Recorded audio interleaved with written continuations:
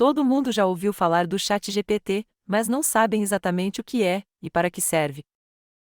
Vamos então ver 6 funcionalidades dessa ferramenta que está revolucionando a tecnologia. Primeiro, o que é o ChatGPT? Trata-se de uma ferramenta para processamento de linguagem natural treinada pela empresa OpenAI. A plataforma é capaz de responder a perguntas sobre os mais variados assuntos, resolver problemas lógicos e fornecer soluções adequadas aos inputs que recebe por meio de prompts, simulando uma conversa. Por ser uma ferramenta versátil, o ChatGPT ajuda em vários aspectos do dia a dia. Veja suas 6 principais funcionalidades. 1. Finanças. O ChatGPT é capaz de disponibilizar orientações e conselhos sobre finanças, o que ajuda na tomada de decisões e otimiza a gestão financeira de indivíduos e empresas.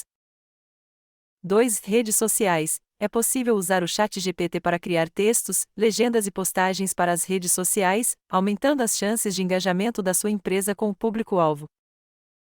Também é possível pedir que ele atue, por exemplo, como um escritor elabore um roteiro para um livro ou um script para um vídeo.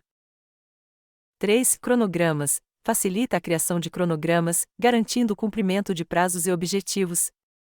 Ou seja, vai ser o seu melhor amigo na organização e planejamento de projetos.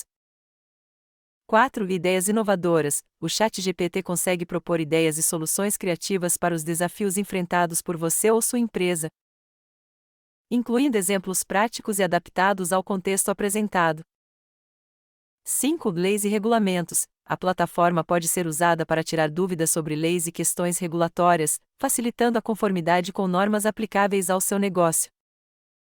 6. Atendimento ao cliente. Com o ChatGPT é possível automatizar o atendimento e proporcionar respostas rápidas e personalizadas para solucionar os problemas dos seus clientes. Agora que você conheceu um pouco mais sobre essa tecnologia, aprenda a usá-la. Na descrição deixamos um link de um vídeo aqui do canal, que mostra como usar prompts para tirar o máximo proveito do ChatGPT. Até breve aqui no Epic Mix com mais informações sobre tecnologias disruptivas.